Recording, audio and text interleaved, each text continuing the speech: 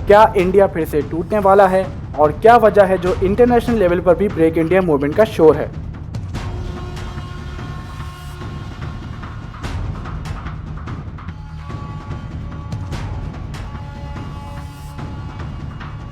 आइए जानते हैं। कुछ अरसे पहले इंडिया के सेपरेशन के अटेम्प्ट्स इंटरनेशनल लेवल तक पहुंच गए थे। लंदन में इंडिया की एम्बेसी पर अटैक हुआ। इंडियन कॉन्सुलेट पर अमेरिका और ऑस्ट्रेलिया में कुछ एम्बेसीज के बाहर खालिस्तान के लिए सपोर्ट जताया, यानी ब्रेक इंडिया मूवमेंट इंटरनेशनल बन गया। लेकिन क्यों खालिस्तान एक सेपरेट नेशन बनाया जा रहा है? क्या इंडिया का एक सेकंड पार्टीशन हो सकता है? कुछ साल पहले तक अमृतपाल सिंह दुबई में रहते थे और अगस्त 2022 को इंडिया आए। उन्होंने इंडिया आके अपना रहन सहन भी सिखों की तरह ही कर लिया। जब वो दुबई में थे तो लोगों ने सोशल मीडिया पे उनके सिख सेपरेटिस्ट के आइडिया से इत्तेफाक किया और उन्होंने बहुत से यंग फॉलोअर्स गेन कर लिए थे और इसी तरह उनके हज़ारों की तादाद में फॉलोअर्स बढ़ गए। वो फॉलोअर्स जो उनके साथ रैलीज निकालने लगे और अपने साथियों को जेल से छुड़वाने लगे। अमृतपाल सिंह ने बताया कि वो खुद को इंडियन आइडेंटिफाई नहीं करते।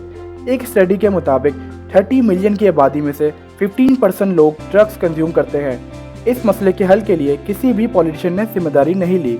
2021 के इकोनॉमिक सर्वे से पता चला कि पंजाब में अनएम्प्लॉयमेंट का रेट 7.4% है, जो कि इंडिया में सबसे ज़्यादा है।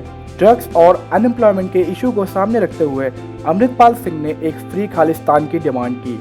उन्होंने होम मिनिस्टर अमृत शाह को भी खुलेआम चैलेंज किया। 18 मार्च 2023 अमृतपाल सिंह पे मर्डर और असॉल्ट का अरेस्ट वारंट जारी कर दिया गया। पुलिस ने उनके 100 आदमी हिरासत में ले लिए और अब अमृतपाल सिंह की तलाश है। पंजाब में कुछ अरसे के लिए इंटरनेट सर्विस भी बंद कर दी गई। अमृतपाल सिंह को इंटरनेशनली सपोर्ट किया जाने लगा और ये कोई साइलेंट सपोर्ट नहीं बल्कि अग्रेसिव है, जिसमें इंडियन एम्बेसीज पे अटैक किया जाने लगा। मगर खालिस्तान को इंटरनेशनली इतनी सपोर्ट कैसे मिली? जगजीत सिंह चौहान, जो कि पहले खालिस्तान मूवमेंट के प्रेसिडेंट थे, इन्होंने 70s और 80s में खालिस्तान बनाने की बगावत की।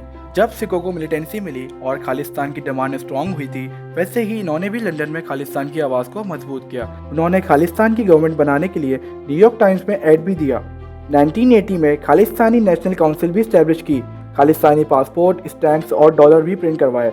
यही वजह है कि इंटरनेशनल ग्रुप्स मौजूद हैं जो खालिस्तान मूवमेंट को आज तक सपोर्ट करते हैं। खालिस्तान की हिस्ट्री और सिख कम्युनिटी के लिए एक सेपरेट नेशन की डिमांड क्यों हो रही है, ये भी जान लेते हैं। सिख कम्युनिटी काफ़ी सालों से अपने हकूक़ की जंग लड़ रही है।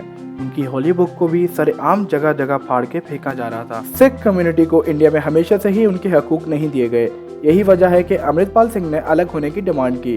उन्होंने बताया कि सिख 150 साल से ही गुलाम रहे हैं, पहले अंग्रेज़ों के और अब हिंदुओं के। जर्नैल सिंह ने 1980 में ये बगावत की, जिसमें हज़ारों की तादाद में सिखों को मार दिया गया। 1984 में इंदिरा गांधी ने आर्मी से ब्लू स्टार ऑपरेशन करवाया, जो कि 1 जून से 10 जून के बीच में था। ये ऑपरेशन सिखों की सबसे रिलीजियस साइट पे करवाया गया, उनके गोल्डन टेम्पल पे, जो कि अमृतसर में मौजूद है। और इस ऑपरेशन में जर्नैल सिंह की भी मौत हो गई। कहा जाता है कि ये ऑपरेशन सिखों के मजहब पे किया गया। इस ऑपरेशन में उनके गोल्डन टेम्पल को भी बहुत नुकसान पहुंचा। ऑपरेशन ब्लू स्टार के बाद BBC से इंटरव्यू में उन्होंने बताया कि कुछ दिनों में आपको मिसेस गांधी और उनके फैमिली के सर कलम की खबर मिल जाएगी। और इसके बाद 31 अक्टूबर 1984 में इंदिरा गांधी को उनके बॉडीगार्ड ने असैसिनेट किया। ये देख के हिंदुओं से बर्दाश्त नहीं हुआ और उन्होंने हज़ारों सिखों को पूरे इंडिया से कत्ल कर दिया। इससे साफ जाहिर होता है कि इंडिया में सिखों के हुकूक पामाल किए जाते रहे और यही सब मुसलमानों के साथ भी होता आ रहा है, जबकि सिख और मुसलमान भी इंडियन कम्युनिटी की जिम्मेदारी हैं और उनका ख्याल रखना और उन्हें उनके मज़हब को फॉलो करने की आज़ादी देना भी उनका फ़र्ज़ है। और यही वजह है कि अब सिख बगावत पे उतर आए हैं और मुसलमान भी ज़्यादा देर चुप नहीं रहेंगे। अब भी अगर इंडिया अपनी पॉलिसी सही नहीं करता तो इंडिया को टूटने से कोई नहीं बचा सकता। तो दोस्तों, ये था हमारा आज का टॉपिक। मज़ीद ऐसी इन्फॉर्मेटिव वीडियोस के लिए चैनल को सब्सक्राइब कीजिए। अपना ख्याल रखिए। अल्लाह हाफ़िज़।